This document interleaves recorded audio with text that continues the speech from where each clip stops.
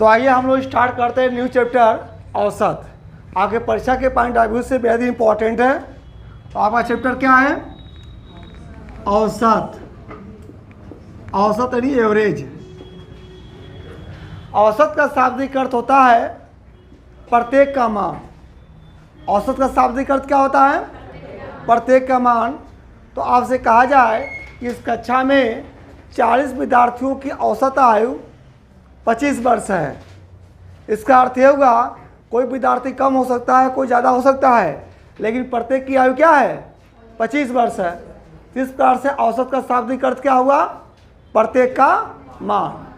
तो जाना पहचाना फॉर्मूला आप सभी जानते होंगे। औसत बराबर कुल आंकड़ों का योग।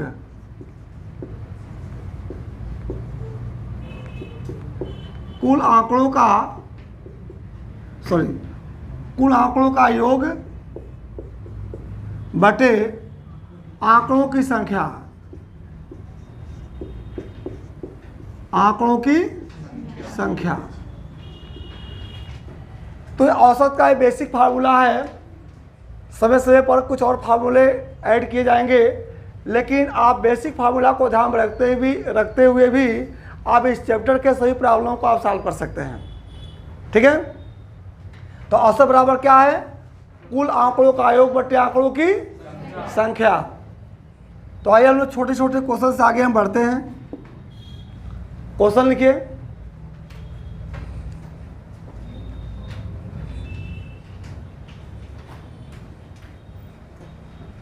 पांच व्यक्तियों की आय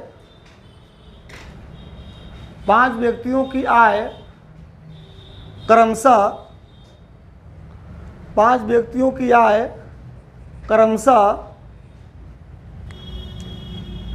11,000 रुपये, 9,000 रुपये, 13,000 रुपये,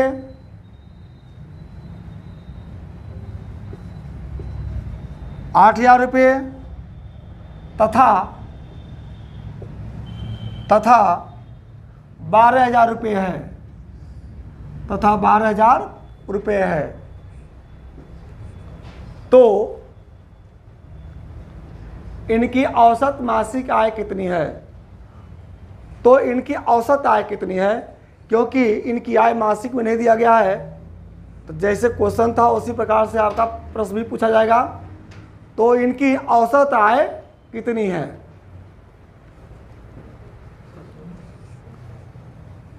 तो आप जानते हैं औसत आय बराबर कुल आंकड़ों का योग, यानी सभी के आय का योग बटे आंकड़ों की संख्या। यानी कुल कितने लोगों की आय दी गई है? 5 लोगों की। तो बटे क्या कर देंगे हम लोग?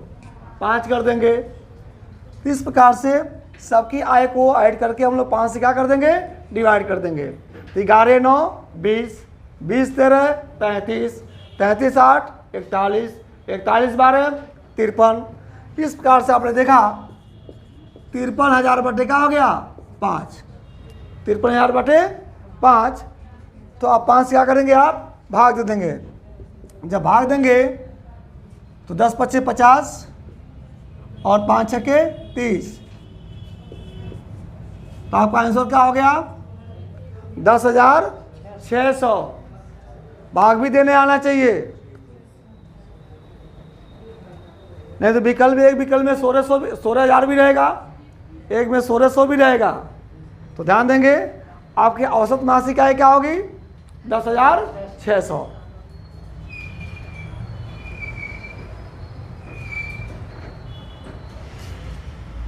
थोड़ा तेजी से कम चलाइए, आप लोग इतना स्लो चला रहे हैं।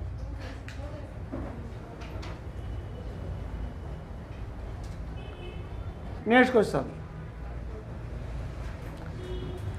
1 से 50 तक प्राकृतिक संख्याओं का औसत क्या है? 1 से 50 तक प्राकृतिक संख्याओं का औसत क्या है?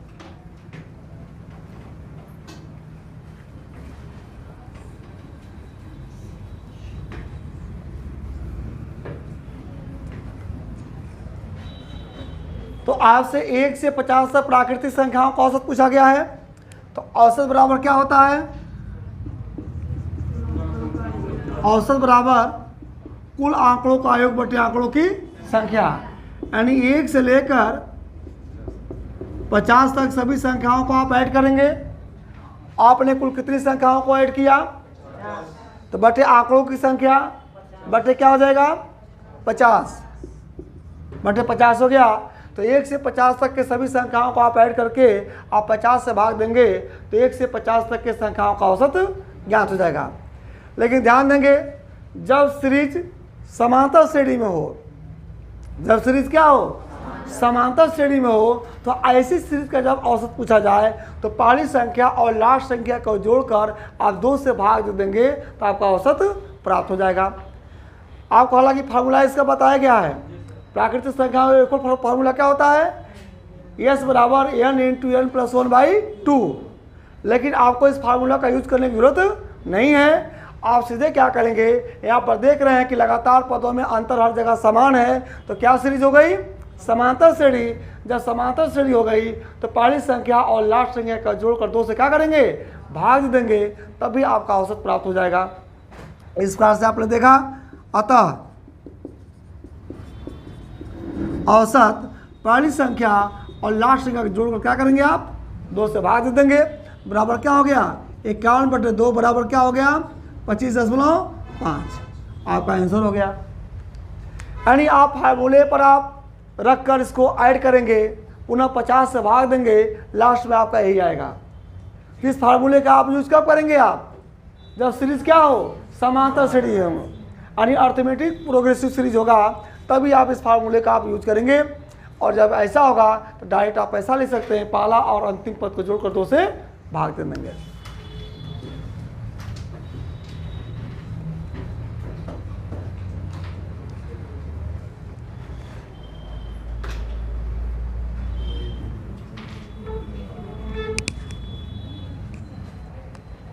आइए इसी पर एक और एग्जाम्पल देख लिया जाए। आपसे कहा जाए 3, 7, 11, 15, 19, 23 तथा 27 का औसत क्या होगा? औसत क्या होगा? आपसे कहा जाए 3, 7, 11, 15, 19, 23 तथा 27 का औसत क्या होगा?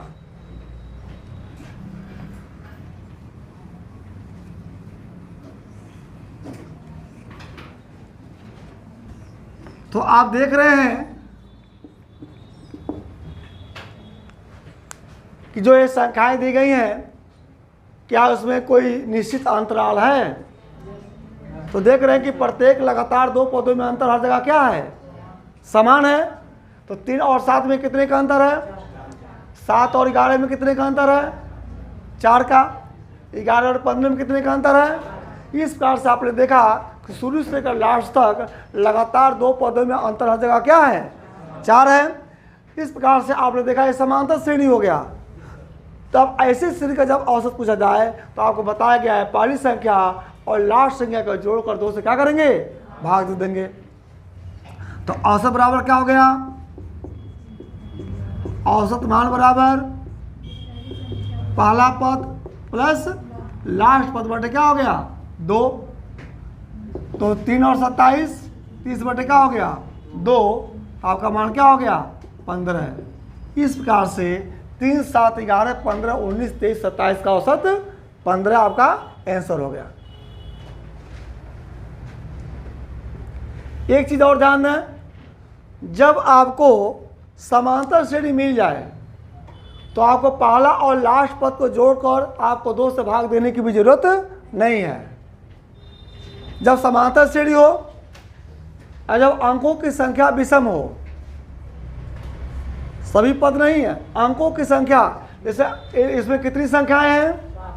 1, 2, 3, 4, 5, 6, 7। इसमें अंकों की संख्या 7 है और इस समांतर श्रेणी में है, तो जो इसका औसत होगा मध्य का पद होगा। औसत क्या होगा? मध्य का पद होगा। जैसे मान लीजिए 5 संख्याएं हैं, अगर ये समांतर श्रेणी में है, जो इनका औसत होगा मध्य का पद हो जाएगा, आपको जोड़कर भी 2 से भाग देने की जरूरत नहीं है। इस प्रकार से आपने देखा कि 7 संख्याएं हैं, इन 7 संख्याओं में मध्य का अंक कौन है? 15 है, तो यही आपका औसत हो गया। आपको जोड़कर 2 से भाग देने की भी जरूरत नहीं है। बात सबको समझ में आ रही है? ये नहीं कि सबको जोड़कर लगेंगे आप 7 से भाग देने हैं, लास्ट में आपका यही आंसर आएगा, क्या? 15। ठीक है, आइए इसी पर एक क्वेश्चन और देखिए।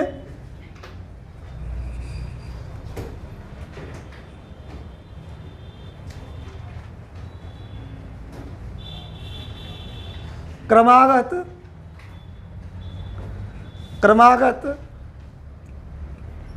5 संख्याओं का औसत n है। क्रमागत 5 संख्याओं का औसत n है।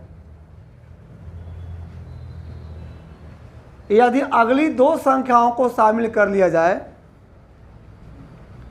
यदि अगली 2 संख्याओं को शामिल कर लिया जाए, तो नया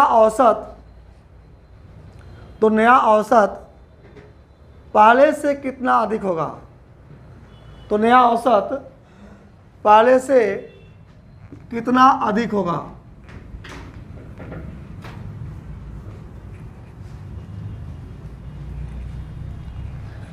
तो आपने देखा संख्याएं कितनी हैं? 5 हैं, और ये 5 संख्याएं कैसी हैं? क्रमागत है, यानी समांतर श्रेणी में है। तभी कहा गया यदि श्रेणी समांतर श्रेणी हो तो उसका औसत क्या होगा? मध्य की संख्या होगी, उसका औसत क्या होगा? मध्य की संख्या होगी। तो ये 5 जो संख्याएं हैं, इनका औसत क्या दिया गया है? n दिया गया है। इनका औसत क्या दिया गया है? n दिया गया है। तो 5 क्रमागत संख्या है, इनका औसत n दिया गया है, यानी 5 में से मध्य का अंक क्या है? n है। तो 2 पहले हो जाएगा, 2 आगे हो जाएगा। तो n से पहले क्या हो जाएगा? n-1। इसके पहले क्या होगा? n-2। तो n से 2 संख्या पहले होगी और इस मध्य संख्या से 2 संख्या आगे होगी। तो n+1 और n+2, इस प्रकार से 5 संख्याएं हो गई। इस पर जो 5 संख्या के बारे में आप बात कर रहे थे, तो जिसमें औसत दिया गया था उसी के टर्म में ये 5 संख्याएं हो गई, n-2, n-1, n और n+1 और n+2। अब कहा गया है आगे की 2 संख्याओं को और शामिल कर लिया जाए। तो आगे की 2 संख्याएं और शामिल करेंगे तो 5 संख्याओं में लास्ट टर्म में n+2 है, तो अगला पद क्या होगा? n+3। अगला पद क्या होगा? n+4। इस प्रकार से आपके 7 संख्याएं हो गई। तो 5 संख्याओं का औसत क्या था? n था। अब कितनी संख्याएं हो गई? 7 हो गई, जिसमें मध्य का पद कौन सा है? n+1 हो गया। मध्य का पद क्या है? n+1। तो पहले 5 संख्याओं का औसत क्या था? अब क्या हो गया? n+1 हो गया। तो पहले से औसत कितना अधिक हो गया? यही आपका आंसर हो गया। ये वो क्या हो गया? आंसर हो गया। तो पहले से क्या हो गया? 1 अधिक। तो आपका आंसर हुआ 1 अधिक। नहीं तो आप लोग पूरा आप 1 पेज भरते आप, तब आपका सवाल लगता। लेकिन आपने देखा समांतर श्रेणी को पकड़ते हुए आपने इसका आंसर आसानी से निकाल दिया। आपका आंसर हो गया 1। सभी को समझ में आ रहा है? जिसको कोई दिक्कत होगी बोलेगा। ये नहीं कि लाइव वीडियो जा रहा है तो हम नहीं पूछेंगे। जिसको जो थोड़ी सी भी समस्या होगी अपनी बात को रखेगा।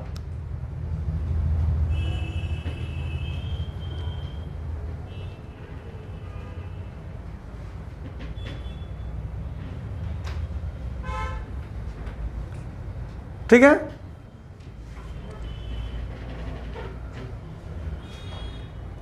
सबको समझ में आ रहा है ना? अब आते हैं हम लोग नेक्स्ट क्वेश्चन पे। इसी पर एक क्वेश्चन और देख लिया जाए।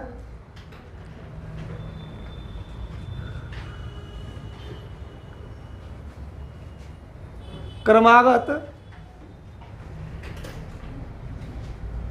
4 विषम संख्याओं का औसत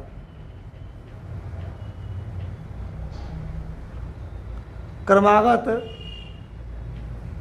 4 विषम संख्याओं का औसत 44 है। क्रमागत 4 विषम संख्याओं का औसत 44 है, तो दूसरी तथा चौथी संख्या का गुणनफल कितना होगा? तो क्रमागत 4 संख्याओं का औसत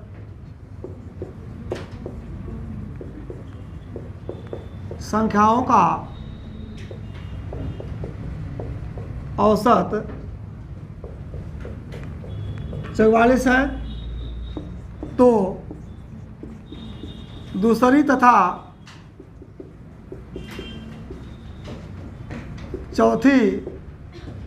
तथा चौथी संख्या का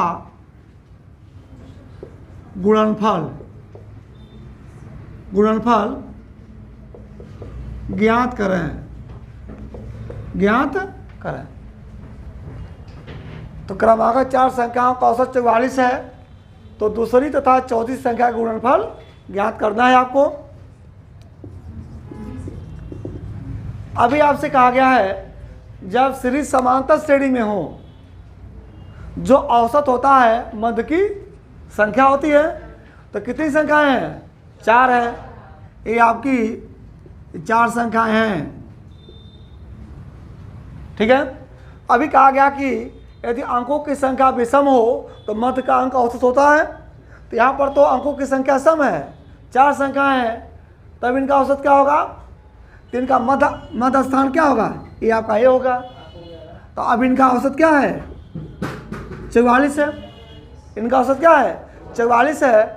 और आप जान चुके हैं जो औसत मध्य का अंक होता है, इसके पहले संख्या होगी, इसके आगे संख्या होगी। तो जब इनके औसत 44 है, जिसके और ये संख्याएं कैसी हैं? विषम है। क्रमागत है और कैसी है? विषम है। तो 44 के पहले विषम संख्या कौन सी होगी? 43। 44 से पहले विषम संख्या कौन सी होगी? 8 नंबर कौन सा होगा? 43। इसके पहले क्या होगा विषम संख्या? 41 हो गया। और इसके आगे क्या होगी विषम संख्या? 45। इसके आगे क्या होगी? 47। इस प्रकार से आपने देखा ये चारों संख्याएं आपके सामने आ गई। यही चारों संख्याएं हैं, 41, 43, 44, 45, 47। यानी आप प्रॉब्लम को आप सॉल्व करते तब लास्ट में आप पहली संख्या 41 पाते, तब पाते 43, 45, 47 हो गए। लेकिन आप समांतर श्रेणी के रूल और नियम से आपने पूरी सीरीज को पकड़ लिया कि संख्याएं क्या क्या होंगी। बात समझ में आ रहा है? जब इन चारों क्रमागत संख्याएं हैं, इनका औसत दिया गया है, तो औसत का स्थान नहीं पड़ेगा ना। तो 44 है और ये संख्याएं विषम है, तो 44 से पहले विषम होगा तो क्या होगा? 43। और 43 से पहले विषम क्या होगा? 41। इसी प्रकार से आगे भी विषम अथवा 8 नंबर आप ज्ञात कर लेंगे। अब कहा गया है कि दूसरी और चौथी संख्या का गुणनफल क्या होगा। तो गुणनफल करते हुए ध्यान देंगे, यदि दहाई के स्थान पर यदि 10 प्लस पर संख्याएं सेम हो और इकाई के स्थानों पर संख्याएं जो दी गई हैं इनका योग 10 है, तो आप 4 के अगली संख्या 5 से मल्टीप्लाई कर देंगे। 4 5 20, 7 त्रिके 21, यानी 43 इंटू 47 का मान क्या आ गया? 4 5 20 और 3 7 21 आपका आंसर हो जाएगा। आप गुणा करके देख लीजिएगा। 43 और 47 का गुणनफल क्या होगा? 2021 आपका आंसर हो गया।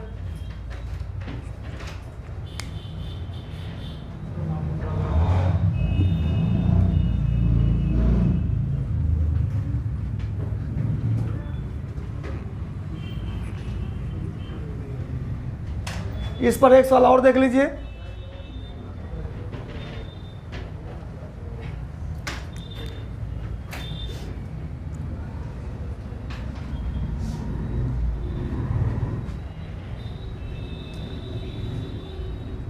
लिखा है,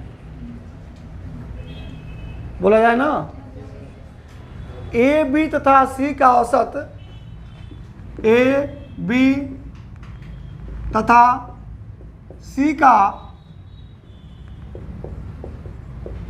औसत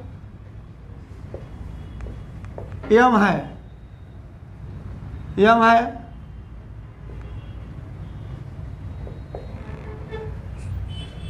तथा A B plus B C plus C A बराबर 0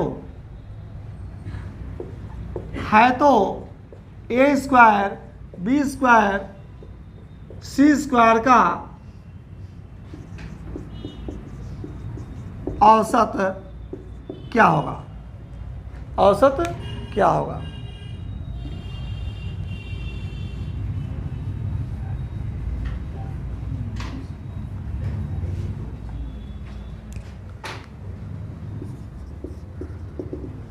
ठीक है, तो आपसे कहा गया है कि ए बी सी का औसत क्या है, यम है। जब ए बी सी का औसत यम है, इसका मतलब ये हुआ प्रत्येक संख्या का मान यम है। अभी कहा गया औसत का मतलब क्या होता है, प्रत्येक का मान। तो ए बी सी का औसत यम है, इसका मतलब प्रत्येक संख्या का मान यम है। तो तीनों का मान क्या होगा, 3m। तीनों का मान क्या होगा, 3m। यानी ए बी और सी का औसत यम है, इसका मतलब प्रत्येक संख्या का मान यम है। तो तीनों का मान क्या होगा, 3m। यानी प्रत्येक का मान यम है, तो तीनों का मान क्या होगा, 3m। कोई दिक्कत। अब आपसे कहा गया है, तो आप बताइए ए square B square C square का औसत क्या होगा। तो औसत बराबर क्या होता है, कुल आंकड़ों का योग बटे आंकड़ों की संख्या, यही होता है। तो जब ए बी सी का औसत यम दिया गया है, तो A square B square C square का भी औसत क्या होगा, यम के फॉर्म में देना पड़ेगा। जिस टर्म में इसका मान दिया गया है, उसी टर्म में इसका आंसर भी देना पड़ेगा। तो हमको A square plus B square plus C square का मान यम के टर्म में रखना पड़ेगा। तो इसका मान कैसे निकलेगा, हम पहले वाले क्वेश्चन पर आएंगे। ए प्लस बी प्लस सी बराबर 3m है, तो हम क्या करेंगे, दोनों पक्षों को वर्ग कर देंगे। तो A square plus B square का प्लस सी स्क्वायर का मान निकलना शुरू हो जाएगा। हम क्या करें, पहले समीकरण को दोनों पक्षों को वर्ग कर दें। तो दोनों पक्षों को वर्ग करेंगे, तो ए प्लस बी प्लस सी का क्या हो गया, स्क्वायर बराबर 3m का भी स्क्वायर हो गया। तो आपने देखा A square plus B square plus C square plus 2 into A B plus B C plus C A बराबर क्या हो गया, 9m स्क्वायर। और इसका मान आपके प्रश्न में दिया गया है, प्रश्न पुस्तिका में दिया गया है कि A B plus B C plus C A बराबर क्या हो गया, 0। तो इसका मान क्या हो गया, 0। तो इस प्रकार से आपने देखा A square plus B square plus C square, और आप 2 का गुणा 0 में करेंगे तो क्या होगा, 0 हो जाएगा। अब इसका बराबर क्या हो गया, 9m स्क्वायर। इस प्रकार से आपने देखा A square plus B square plus C square का मान क्या हो गया, 9m स्क्वायर। अब इसके साथ में मान रख सकते हैं ना। इस प्रकार से आपने देखा 9m स्क्वायर बटे क्या हो गया, 3, और 3 तरीके 9 बराबर क्या हो गया, 3m स्क्वायर। इस प्रकार से आपने देखा A square B square C square का औसत क्या हुआ, 3m स्क्वायर हुआ। ठीक है, तो बाकी चर्चा हम लोग नेक्स्ट टर्म में करेंगे।